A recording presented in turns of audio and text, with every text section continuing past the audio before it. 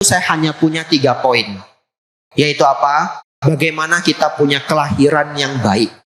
Lalu bagaimana kita mengambil hikmah, makna, pelajaran terbesar dari pencerahan Sang Buddha. Dan yang ketiga, bagaimana kita wafat tanpa penyesalan. Bapak, Ibu, Saudara, ingin saya bagikan pengetahuan beliau hanya dalam 2 pelajaran. Oleh karena itu, Bapak Ibu fokus untuk 10 menit ke depan. Sedikit mendalam. Ya, sangat berharga. Anda pulang harus hafal 2 hal ini. Bapak Ibu Saudara, Pangeran Siddhartha lahir dengan hak khusus. Ya, lahir dengan hak khusus, lahir dengan keberuntungan. Bahasa kerennya privilege. Ya, bahasa kerennya privilege. Dihafal Bapak Ibu ya yang belum pernah dengar. Privilege. Bahasa Jawanya Bante mboten mangertos. Nah, ya. Bapak Ibu Saudara, sejauh apa, sebanyak apa hak khusus dari Sang Buddha, dari Pangeran Siddhartha belum menjadi Buddha. Beliau adalah pangeran Bapak Ibu, anak raja. Sulit sekali terlahir sebagai anak raja. Saya pikir semua kita yang hadir ini, dari depan sampai gerbong keempat, sepertinya tidak ada anak raja. Ya, paling-paling mentok tetangganya raja. Ya, nah, tetangganya raja. Ada yang datang dari Solo ya, satu kota sama presiden yang dulu. Nah, di Indonesia ya presiden. Paling mentok Bapak Ibu ya. Barangkali, kalaupun ada sepupu jauhnya raja, kayaknya juga tidak ada. Ya, mungkin sepupu jauhnya tetangga raja. Nah, itu ada. Bapak Ibu Saudara, Anda bisa bayangkan betapa sulitnya seseorang bisa terlahir sebagai anak raja. Setelah itu apa Bapak Ibu hak khusus beliau? Anak tunggal. Setelah itu apa Bapak Ibu? Terlahir pintar, terlahir cerdas, terlahir kuat, kaya raya, punya segalanya, disayang oleh satu negara. Apalagi Bapak Ibu hak khusus beliau? Beliau punya guru-guru terbaik. Guru-guru terbaik. Sejak lahir saja Bapak Ibu sudah didatangi 100 pertapa terbaik memberi ramalan Bapak Ibu. Dan sepanjang beliau dewasa diikuti oleh guru-guru terbaik. Beliau belajar spiritual, belajar agama, kitab-kitab suci pada zaman itu, belajar tata negara yang terbaik semua Bapak Ibu. Semua. Tapi apakah dengan semua hak khusus itu beliau tidak perlu berjuang Bapak Ibu? Tetap perlu berjuang. Ya, kita hafal dulu ini, tetap perlu berjuang. Nanti kita masuk ke nomor 2. Tapi sebelum itu, saya mau loncat dulu Bapak Ibu. Ya, mau loncat dulu. Sebelum saya loncat Bapak Ibu, saya mau nanya dulu. Sudah pada makan siang semuanya? Sudah ya? Nggak ngantuk toh? Nggak, ya. Kopinya sudah diminum? Oh belum, nggak apa-apa ya. Kuat semuanya ya. Saya loncat Bapak Ibu.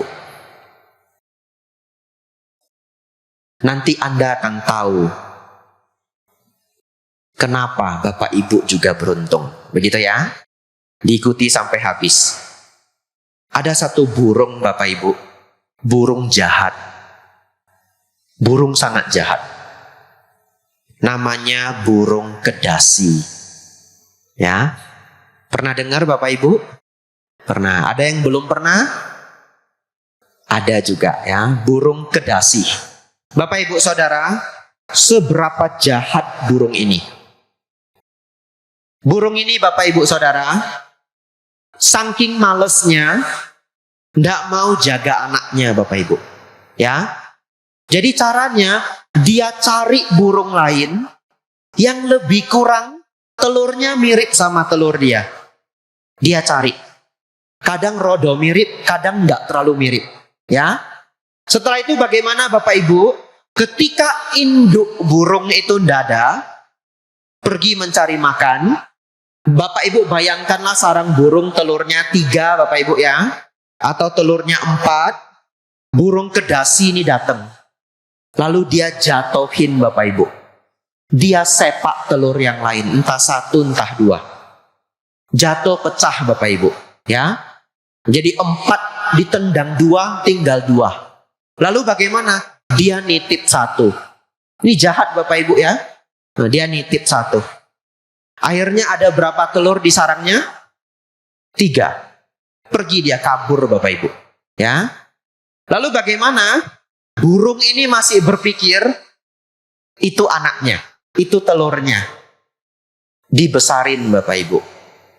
Dibesarin, ditungguin, dieram.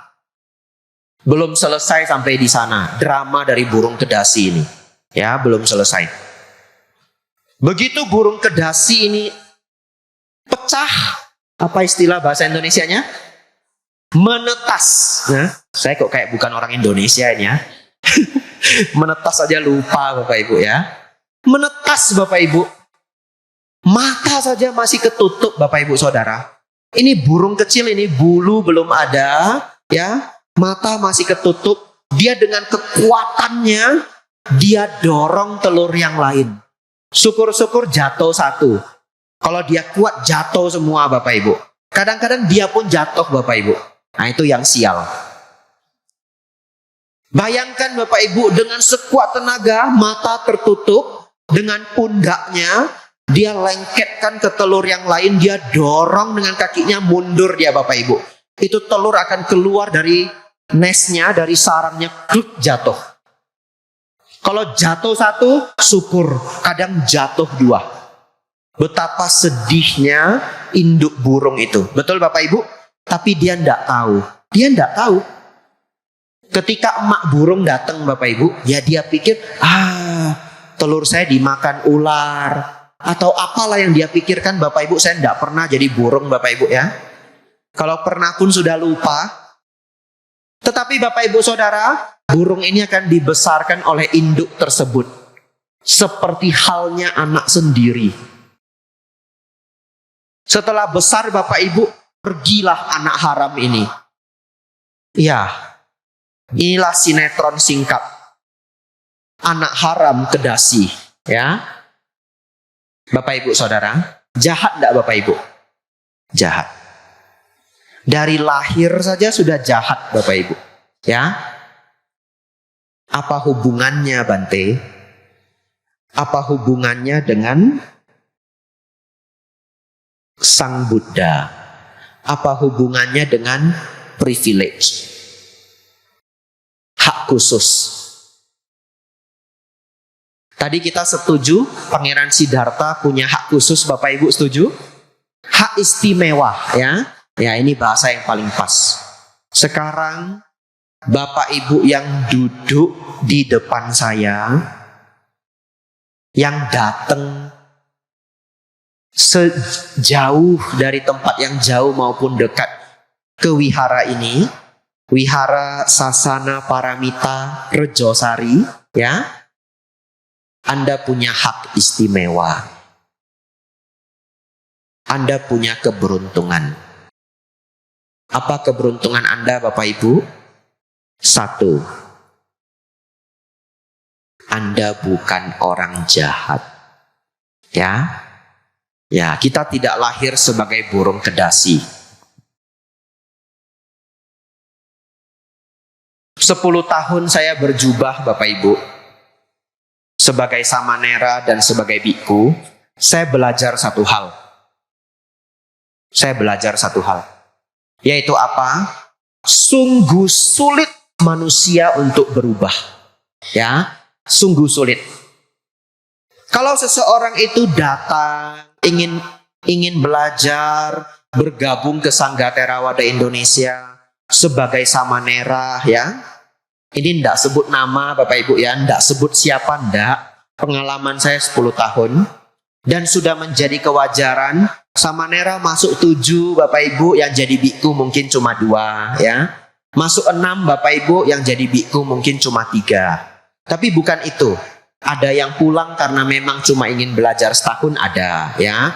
Dapat izin orang tua cuma setahun, ada. Ada yang merasa, oh ini sulit, saya tidak cocok, ada. Tapi satu hal yang saya petik Bapak Ibu, manusia sangat sulit berubah. Yaitu apa?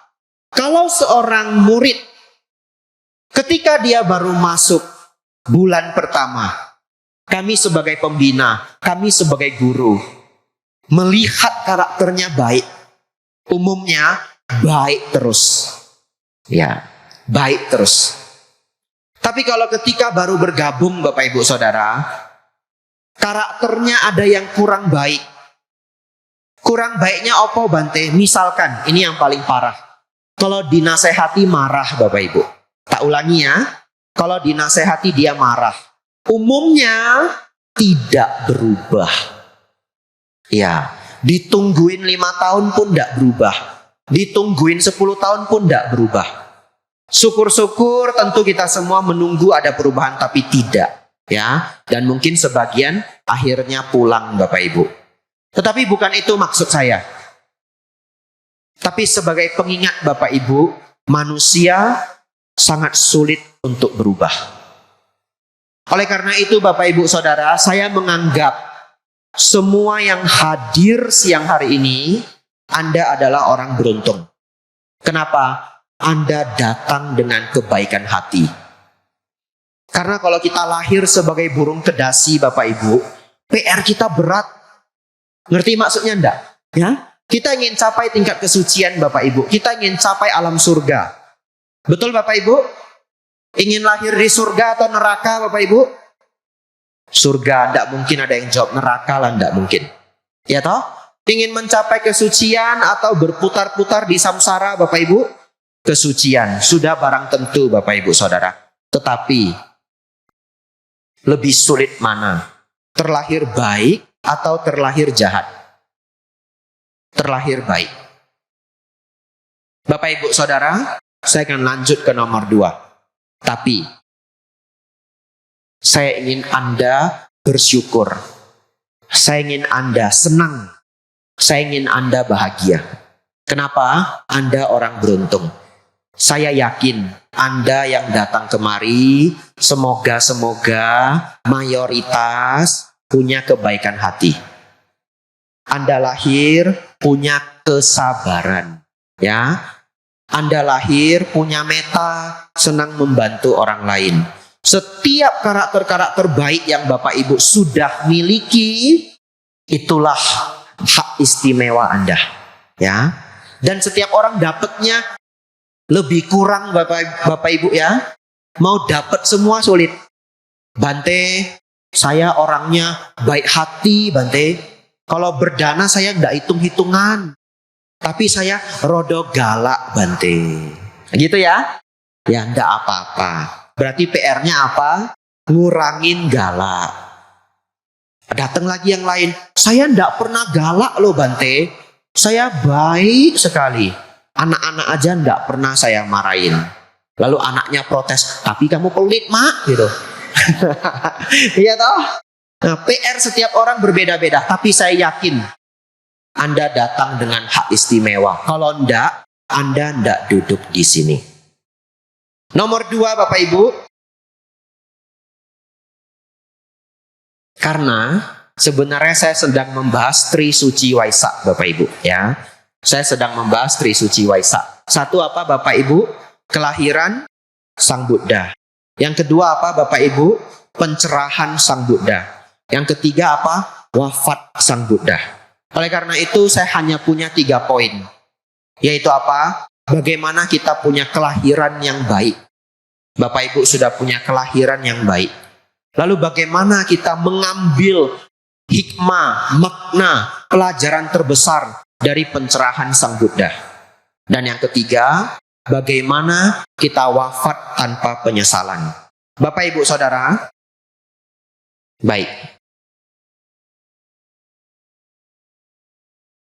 Bapak Ibu, Bodhisatta atau Samana Gotama atau Pertapa Gotama, beliau berjuang sangat berat. Dari umur 29 tahun sampai umur 35 tahun. Dari satu guru ke guru yang lain. Semedi, bertapa, praktik Bapak Ibu. Dan akhirnya di umur 35 tahun, beliau mencapai pencerahan. Bapak Ibu Saudara, perjuangan beliau selama 6 tahun. Sangat lama. Ingin saya bagikan pengetahuan beliau hanya dalam 2 pelajaran. Oleh karena itu, Bapak Ibu fokus untuk 10 menit ke depan. Sedikit mendalam. Tetapi, apakah berharga? Perjuangan beliau 6 tahun disampaikan dalam 10 menit. Berharga enggak Bapak Ibu? Ya, sangat berharga. Anda pulang harus hafal 2 hal ini. Kalau Bapak Ibu pulang enggak hafal 2 hal ini, sepertinya Anda datang jauh-jauh, dapatnya sedikit. Ya, 6 tahun perjuangan Sang Buddha dalam 2 pelajaran ini. Yang pertama, hafal Bapak Ibu ya. Tanha ditambah awija sama dengan dukkha. Ya, bahasa Palinya dulu. Nanti kita jelaskan. Mari bersama-sama Bapak Ibu, tanha ditambah awija adalah dukkha. Ya, Bapak Ibu bahkan ikut sampai nadanya saya Bapak Ibu ya. Apa itu tanha Bante? Nafsu, keinginan. Apa itu awija Bante? Kebodohan, ketidaktahuan. Apa itu dukkha Bante? Penderitaan. Bapak Ibu Saudara, sampai yang gerbong paling belakang. Nafsu, keinginan ditambah kebodohan batin adalah penderitaan. Setuju Bapak Ibu? Tak ulang lagi ya. Nafsu, keinginan ditambah kebodohan batin adalah penderitaan. Artinya apa Bapak Ibu Saudara? Artinya penderitaan itu kita yang buat sendiri. Ya, bukan tetangga yang buat Bapak Ibu. Ya, bukan mertua, bukan menantu Bapak Ibu. Kalau Bapak Ibu menderita, entah kapanpun itu, yang buat siapa Bapak Ibu? Diri sendiri, tanha dan awija. Saya akan ceritakan beberapa hal agar Anda tidak pernah lupa ini. Tanha Bapak Ibu, keinginan yang buruk. Keinginan yang disertai oleh kotoran batin. Kalau keinginan yang baik apa Bante? Canda. Ya, canda. Tapi tidak saya bahas siang hari ini. Kalau Bapak Ibu supaya nggak lupa sama tanha, ingat Bhikkhu Dewadatta. Ya, siapa itu Bante? Bhikkhu Dewadatta adalah seorang Bante senior, murid Sang Buddha. Tetapi dia ingin membunuh Sang Buddha. Kenapa ingin membunuh Sang Buddha? Karena nafsu keinginan ingin menjadi pimpinan sangga. Ya, padahal tugas seorang bhikkhu itu hanya satu Bapak Ibu, yaitu mencapai nibbana. Kalaupun ada tugas-tugas yang lain, yang ada adalah tugas-tugas kebaikan Bapak Ibu. Tetapi dia lupa tugas ini. Dia berpikir dia harus menjadi pimpinan sangga. Akhirnya dia mencoba membunuh Sang Buddha berulang-ulang. Yang paling terkenal tadi Bapak Ibu sudah baca.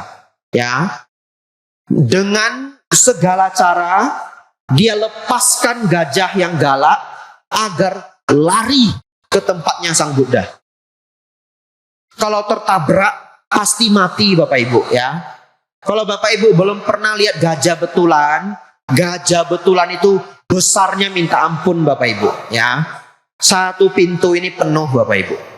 Gajah yang besar itu. Tapi kalau Bapak Ibu ketemu gajah yang kecil, berarti itu jenisnya yang kecil. Tidak semua gajah itu raksasa. Ada yang cuma setengah raksasa, ya. Kalau lebih kecil lagi, Anda ketemunya anak gajah Bapak Ibu, ya. Tapi beberapa jenis gajah Afrika itu besarnya minta ampun Bapak Ibu. Bapak Ibu Saudara, gajah yang sangat besar dilepas. Tetapi karena cinta kasih Sang Buddha, begitu gajahnya mendekat, gajahnya ngerem Bapak Ibu, ya. Bapak Ibu tolong tidak perlu lepaskan apa-apa untuk menabrak saya, ya. Tidak akan ngerem Bapak Ibu, ya. Nyawa saya yang ngerem Bapak Ibu, ya. Bapak Ibu Saudara, Biku Dewadatta mempersiapkan batu besar Bapak Ibu, menunggu Sang Buddha melewati daerah di bawahnya batu tersebut. Lerengnya, menunggu beliau melewati lereng. Begitu Sang Buddha lewat, batu itu dilepas Bapak Ibu, menggelinding ke bawah. Tetapi tidak sanggup membunuh Sang Buddha. Sang Buddha hanya tergores. Tapi Bapak Ibu Saudara, kendati pun Sang Buddha hanya tergores, itu sudah merupakan akusala garuka kama, yaitu karma buruk yang terjahat. Apa saja Bante akusala garuka kama? Membunuh ibu sendiri, membunuh ayah sendiri, membunuh seorang arahat, memecah belah sanggah, dan tadi yang sudah saya sebutkan, melukai Sang Buddha. Akhirnya singkat cerita Bapak Ibu, setelah semua kejahatan Biku Dewadatta bertumpuk, tiba-tiba bumi berguncang. Dia ditelan oleh bumi Bapak Ibu, jatuh ke alam neraka. Pertanyaan saya, siapa yang menyebabkan Biku Dewadatta jatuh ke alam neraka Bapak Ibu? Dirinya sendiri. Padahal dia sudah di sampingnya guru Bapak Ibu. Sudah di sampingnya guru. Nibbana sudah sebegitu dekat. Coba kita renungkan Bante Anggulimala. Betul Bapak Ibu? Bante Anggulimala dengan karma buruk segudang Bapak Ibu. Tapi dia mau mendengarkan nasihat Sang Buddha. Mencapai arahat enggak Bapak Ibu? Capai. Oleh karena itu, Bapak Ibu harus pulang mengingat hal ini. Jangan sampai kejahatan kita, nafsu keinginan kita yang jahat ini menerkam kita sendiri. Itu adalah apa? Tanha. Nomor 2, awija. Awija. Agar Bapak Ibu tidak lupa dengan awija, Bapak Ibu boleh mengingat Pancawagiya Bhikkhu, ya. Pancawagiya Bhikkhu. Apa itu Bante? 5 pertapa penyiksa diri. Para pertapa penyiksa diri Bapak Ibu Saudara, di zaman Sang Buddha, di zaman Jambudvipa, zaman India kuno, mereka punya pemikiran Bapak Ibu, kalau badan ini disiksa, batin jadi suci. Ya, kalau badan ini disiksa, batin menjadi suci. Pemikiran ini masih ada sampai hari ini Bapak Ibu. Masih ada di berbagai tempat. Hanya penyiksaannya mungkin tidak se-ekstrim zaman Sang Buddha lagi. Tetapi masih ada. Tidak mau saya sebutkan. Karena kalau saya sebutkan, barangkali itu adalah budayanya orang, ya. Barangkali itu adalah ajarannya orang. Tapi saya ingin Bapak Ibu cerdas sendiri. Kalau kita berpikir menyiksa diri sendiri ini bisa jadi suci, dalam ajaran Sang Buddha keliru. Ya Bapak Ibu Saudara ya. Kalau Bapak Ibu ingin suci bagaimana? Belajar jangan marah. Belajar jangan serakah. Belajar jangan ego, jangan sombong. Belajar baik dengan orang lain, metta karuna. Belajar jangan cemburu Bapak Ibu, praktik mudita. Belajar tenang seimbang. Ya, dipuji tidak terbang, dicela tidak terluka. Itulah cara-cara mencapai kesucian. Tidak ada dalam ajaran Buddha menyiksa diri mencapai kesucian. Tapi pertapa penyiksa diri Bapak Ibu di zamannya. Kalau mereka ingin tidur Bapak Ibu, mereka panjat pohon Bapak Ibu. Setelah panjat pohon, kakinya diikat satu, terus badannya dijatuhin. Kepala di bawah, kaki di atas. Kaki terikat Bapak Ibu. Itu sakit kepalanya Bapak Ibu. Itu sakit kepalanya seperti kepala mau pecah Bapak Ibu. Lalu selangkangan ini akan terluka. Akan cedera. Karena kaki diikat satu. Itulah diulang-ulang. Kadangkala sudah tidak mampu untuk manjat Bapak Ibu. Apa yang dilakukan? Dicarilah duri-duri pohon. Dicari batu-batu yang tajam. Kemudian disemai, tidur di atasnya. Jadi badan ini terluka semua. Lalu apalagi Bapak Ibu jarang makan. Jarang makan. 2 minggu makan sekali. Kalau bisa lebih. Lalu apa Bapak Ibu? Makan biji-bijian keras. Bukan makan makanan bernutrisi. Makan biji-bijian keras. Lalu apa Bapak Ibu? Mencoba tidak bernafas sampai pingsan. Sang Buddha mengatakan sakitnya seperti dada ini dihunus dengan pedang. Lalu seperti ditarik oleh 2 orang kuat, dipanggang hidup-hidup. Seperti itulah sakitnya kalau tidak bernafas. Karena kalau nggak bernafas terasa panas. Betul Bapak Ibu? Anda silakan coba Bapak Ibu 40 detik aja, nggak usah lama-lama. Ya, nggak usah sampai pingsan Bapak Ibu ya. Tapi di zaman dulu para pertapa, mereka menahan nafasnya sampai pingsan Bapak Ibu. Tapi tidak akan mati. Kenapa tidak akan mati? Begitu pingsan badan ini otomatis bernafas. Ketika bangun bagaimana? Tahan nafas lagi. Diulang-ulang, diulang-ulang. Semenyakitkan itu. Menderita atau bahagia Bapak Ibu? Menderita. Tapi apakah para pertapa ini orang jahat? Bukan. Apakah dia ada kebencian, ada dendam Bapak Ibu? Tidak ada. Apakah dia serakah Bapak Ibu? Tidak. Apa yang terjadi pada para pertapa ini? Enggak ngerti. Ya, enggak ngerti. Atau salah mengerti. Itulah yang kita sebut awija. Wija itu paham, tahu, pengetahuan, pengertian. Tidak. Awija, enggak punya pengetahuan, enggak ngerti. Terus Bante, supaya kita enggak awija bagaimana? Datang ke wihara, ya. Datang ke wihara, jangan setahun sekali Bapak Ibu, ya. Ya, di tempat Bapak Ibu masing-masing, karena banyak yang datang dari jauh juga. Di mana ada wihara di tempat Bapak Ibu Saudara, rajin datang, ya. Sebulan 4 kali boleh. Sebulan 2 kali ya masih boleh, nah ya. 2 bulan sekali Bante, ya mulai kebangetan, ya. Ya. Tempat Anda masing-masing datang. Maka semakin sering kita mendengar uraian para Bante, uraian para guru, pengertian-pengertian itu dapat. Tanha ditambah awija sama dengan duka. Semoga Bapak Ibu tidak pernah melupakan itu.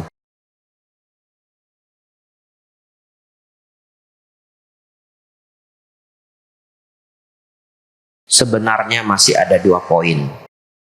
Tapi saya lihat jam dinding Bapak Ibu ya. Ibarat lagu Ebit GAD Bapak Ibu. Kalau jam dinding bisa berbicara, saya sudah disampaikan tinggal beberapa belas menit Bante. Ya. Tapi kalau lagunya Ebit GAD yang berbicara itu rumput yang bergoyang. Ya. Saya tidak boleh nyanyi Bapak Ibu ya. Syairnya tok Bapak Ibu ya.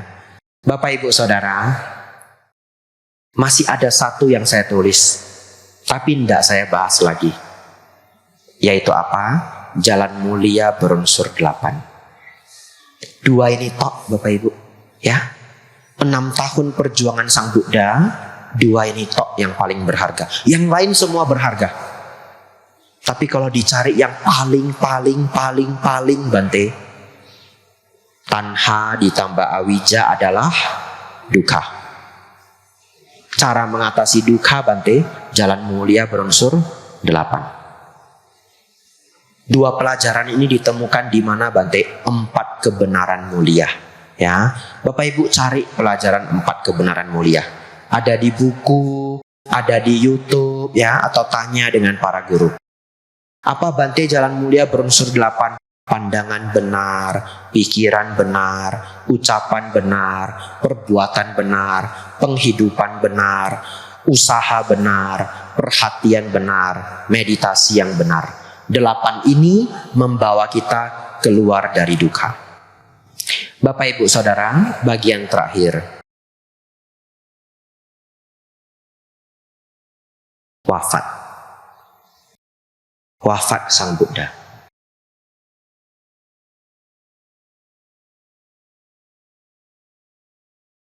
Bapak Ibu Saudara, bagaimana sebagai manusia, wafat yang terbaik itu seperti apa? Bapak Ibu, ingat baik-baik pesan saya. Sebaik mungkin. Wafat yang terbaik itu adalah yang tanpa penyesalan. Ya. Dan saya mau ingatkan pada acara yang sangat khusyuk ini. Menyesal selalu datang terlambat. Ya, orang bijaksana tidak mau menyesal. Kalau tidak mau menyesal bagaimana? Lakoni sekarang. Yang buruk-buruk tinggalkan. Kalau tidak, pasti menyesal. Pasti menyesal. Oleh karena itu Bapak Ibu Saudara, topik saya yang ketiga adalah bagaimana meninggalkan dunia ini dengan kebanggaan. Bapak Ibu Saudara,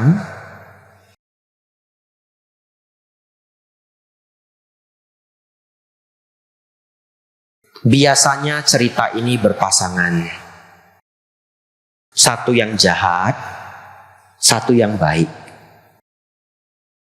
Tapi sore hari ini tak ceritakan yang baik aja. Kalau yang jahat-jahat betulan Bapak Ibu, enggak tak ceritain hari ini. Yaitu seseorang yang jahat betulan, mendekati hari ajalnya, dia sangat ketakutan menghadapi kematian. Tapi pesannya hanya janganlah berbuat jahat. Tapi saya punya satu cerita yang baik. Tak terawang dulu, orangnya datang enggak? Ya, orangnya enggak datang Bapak Ibu. Sopo Bante, enggak boleh tahu. Ya, ada seorang umat Buddha yang baik Bapak Ibu.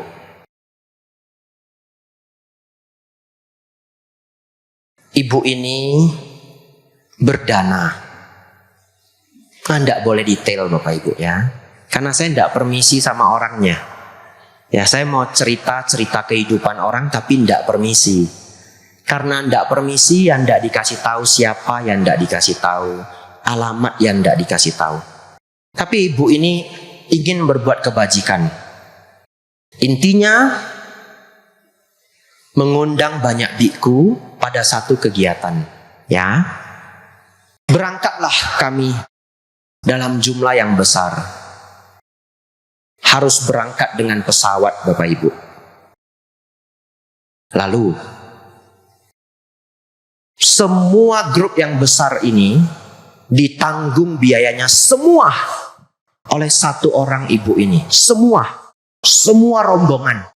Bukan 2 orang, bukan 3 orang, belasan Bapak Ibu. Lalu sepanjang perjalanan saya heran. Kenapa ibu ini selalu berdiri paling belakang? Biasanya kan kalau yang punya gawe berdiri paling depan. Jadi pimpinannya. Enggak. Ibu ini paling belakang. Karena saya penasaran dan kepo Bapak Ibu ya. Ada keponya juga sebenarnya ya. Saya pengen tahu, kenapa ibu ini paling belakang? Terus tak jalan pelan-pelan Bapak Ibu. Jalan pelan-pelan, jalan pelan-pelan. Tapi ketika saya jalan pelan, saya sudah jadi hampir terakhir, ibunya semakin pelan Bapak Ibu. Saya nggak bisa di belakang ibu ini. Ya, akhirnya bagaimana? Sembari jalan-jalan, tak lihat ada toilet Bapak Ibu. Masuk dulu ke toilet. Belok dulu. Ya, cuci tangan, cuci wajah, agak lama sedikit, keluar lagi. Saya sudah paling belakang. Berhasil Bapak Ibu, ya. Ternyata apa yang dilakukan ibu ini Bapak Ibu Saudara? Ternyata ibu ini punya amplop segepok Bapak Ibu. Semua karyawan yang ada di airport, semuanya angpau, amplop, amplop, amplop. Security, amplop. Yang bersih-bersih, amplop. Sepanjang perjalanan Bapak Ibu, saya sangat kagum. Saya dari belakang liatin amplop, amplop, amplop. Setelah habis amplopnya Bapak Ibu, saya mikir habis sudah. Dari kiri keluar lagi Bapak Ibu. Segepok lagi Bapak Ibu. Ya. Amplop. Sampai ke pintu terakhir Bapak Ibu. Baru selesai. Kira-kira Bapak Ibu, orang yang selama hidupnya sebaik ini, ketika wafat, menjelang wafat, bangga atau menyesal Bapak Ibu? Bangga. Bangga dengan diri sendiri. Bante, bukankah bangga itu ego Bante? Ya, itu cerita mencapai nibbana.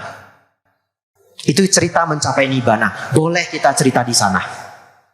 Tetapi kan namanya hidup itu ada step by step. Betul ya? Ada tingkat-tingkatnya. Bahkan seorang anagami, kesucian tingkat ketiga, masih ada bangganya. Yang tidak ada bangganya lagi adalah seorang arahat. Betul. Kalau diantara Bapak Ibu yang kritis, Bante mengajak umat Buddha berbangga. Kok Bante mengajarkan kotoran batin? Bukan. Itu adalah step untuk mencapai kesuksesan. Apakah tidak boleh Bapak Ibu anak sekolah bangga kalau juara 1? Boleh Bapak Ibu? Boleh. Tidak mungkin. Karena anak ini umat Buddha ya. Dapat juara 1 pulang bangga bawa piala. Gak boleh bangga nak, ego. Kilesa nak, kilesa kotoran batin. Lu gak bisa ngerti. Bapak Ibu Saudara, jadilah orang yang baik. Jadilah orang yang baik. Semampu kita ya. Ya ndak harus nyiapin amplop segepok.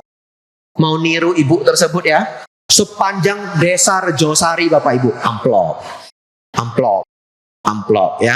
Nah, sampai rumah Bapak Ibu bangkrut Bapak Ibu ya. Tetapi Bapak Ibu Saudara, kita lakoni sejauh yang bisa kita lakoni ya. Saya sebagai biku, saya lakoni kebaikan sebagai biku. Sebagai panitia, relawan, dayaka, donatur, pengurus umat Buddha yang baik ya. Di sini ada yang namanya guyup rukun. Saya dengar Bapak Ibu ya, Anda sangat luar biasa. Setiap minggu gantian menjaga wihara, membangun. Setiap tahun kita datang ya, bangunannya semakin luar biasa. Kemudian tenda Bapak Ibu ya. Saya dengar dari Bante Kepala Wihara diperjuangkan untuk dipasang berhari-hari. Tapi karena hujan sangat deras Bapak Ibu, gagal. Pasang lagi, wah berjuang, gagal lagi berhari-hari. Hari ini nggak boleh gagal. Karena sudah dekat hari H. Ya, jadi kemarin diperjuangkan sampai bisa. Bapak Ibu lihat beneran hujan gerimis. Bapak Ibu kena hujan enggak Bapak Ibu? Tidak kena hujan. Berkat siapa? Kebaikan dari para relawan, para pengurus. Itulah Bapak Ibu Saudara, kebanggaan yang akan dibawa sampai akhir hayat. 5 menit terakhir Bapak Ibu ya, 5 menit terakhir. Nambah.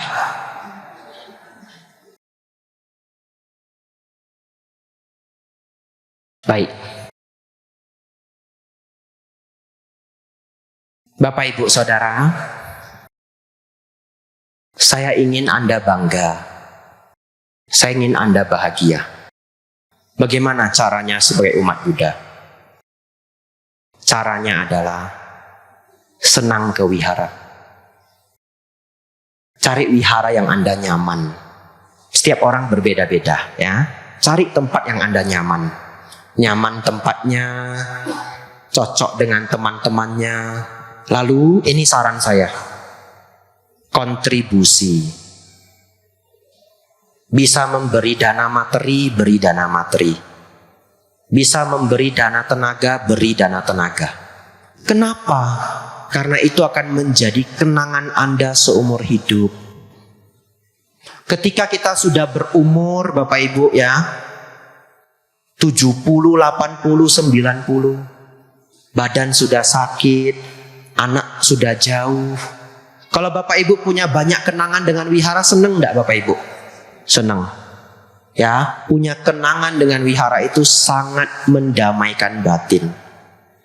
Jadi Bapak Ibu punya rumah, selain rumah sendiri, Bapak Ibu punya rumah di batin Anda.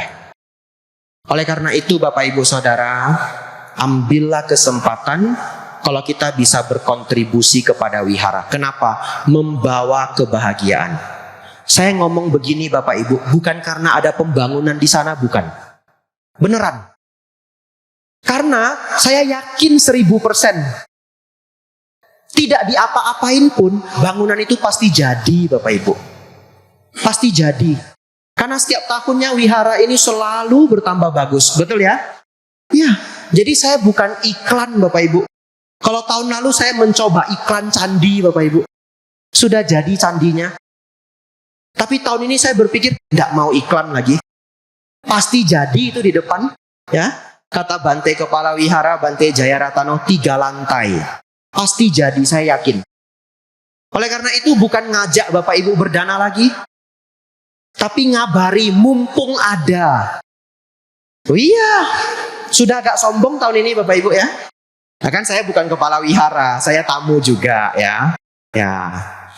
Jadi bukan mengajak supaya cepat-cepat jadi, bukan. Beliau mengatakan yang penting jadi, tidak perlu cepat. Tapi Bapak Ibu Saudara, mumpung ada. Ya, dana ke wihara itu semampu kita. Sesenangnya kita. Sesenangnya Bapak Ibu, beneran. Ya, Bapak Ibu mau berdana rupiah boleh. Berdana ubi rambat ya boleh. Biar yang kerja senang, betul? Ya, mau berdana pisang ya boleh. Mau berdana semen boleh. Ya, paling praktis memang berdana materi, paling praktis. Tapi terserah Bapak Ibu sebagai apa kenangan di hati Bapak Ibu. Kalau Bapak Ibu punya kontribusi kepada wihara ini misalkan, atau wihara dimanapun Bapak Ibu ya, setiap Anda datang, senangnya double. Iya, senangnya double. Mumpung ada Bapak Ibu ya. Bapak Ibu Saudara, Trisuci Waisak, lahirnya Sang Buddha, mencapai pencerahan. Yang ketiga, wafatnya Sang Buddha. Kita sebut Maha Parinibbana. Menjelang Sang Buddha wafat Bapak Ibu Saudara, beliau melihat ke atas langit. Lalu beliau panggil Bhikkhu Ananda. Saya ulangi biar jelas ya. Beliau memanggil Bhikkhu Ananda. Lalu Sang Buddha mengatakan begini. Bhikkhu Ananda, lihatlah ke atas langit. Para dewa menaburkan bunga-bunga surgawi. Ya, bunga-bunga surgawi. Persis seperti Bapak Ibu Saudara hari ini. Persis. Kita menjalankan hari raya Suci Waisak. Ada bunga-bunganya Bapak Ibu? Ada. Kita pasang bunga, ya. Bapak Ibu mungkin juga perayaan di wihara Bapak Ibu masing-masing ya. Kalau yang dari luar kota, Anda susun, Anda karang bunga-bunga yang indah. Para dewa Bapak Ibu menaburkan bunga-bunga. Lalu Sang Buddha berkata begini. Dan ini menjadi pesan penutupan siang hari ini. Sang Buddha mengatakan, "Oh Ananda, lihatlah para dewa itu menaburkan bunga-bunga surgawi. Sesungguhnya puja tertinggi kepadaku." Kunya itu Sang Buddha ya, bukan saya Bapak Ibu ya. Puja tertinggi kepadaku, tapi tak ganti aja. Puja tertinggi kepada Sang Buddha adalah menjalankan ajaranku. Oleh karena itu Bapak Ibu Saudara, saya ingin Bapak Ibu ingat seumur hidup. Kalau Bapak Ibu ingin memuja Sang Buddha, praktikkan Dhamma. Kapan Bapak Ibu mau marah, sudah panas sampai ke ubun-ubun, sudah mau teriak Bapak Ibu, barang sudah mau dibolak-balikan, ingat, puja tertinggi kepada Sang Buddha adalah menjalankan Dharma. Gosok dada Anda Bapak Ibu. Sudahlah. Saat itu Anda sedang memuja Sang Buddha. Ya. Ada keinginan yang jahat kuat sudah muncul. Hilangkan Bapak Ibu. Segera hilangkan. Bapak Ibu yang duduk dari gerbong 1 sampai gerbong keempat. Kalau Bapak Ibu punya benci, punya dendam dengan siapapun, selesai kegiatan ini, hapus Bapak Ibu. Ya, hapus semua. Jangan benci siapapun, jangan dendam siapapun. Apapun alasannya, dia pukul saya Bante, dia ngambil harta saya Bante, dia mengkhianati saya, apapun itu, hapus. Kenapa? Karena itu adalah puja tertinggi kepada Sang Buddha. Tidak ada benci, tidak ada dendam. Tapi saya tidak mau ketemu dia lagi Bante. Boleh, tidak ketemu, tidak apa-apa. Yang penting bencinya hilang. Betul Bapak Ibu? Itulah puja tertinggi kepada Sang Buddha. Anumodana Bapak Ibu Saudara. Ingatlah, tanha ditambah awija adalah dukkha.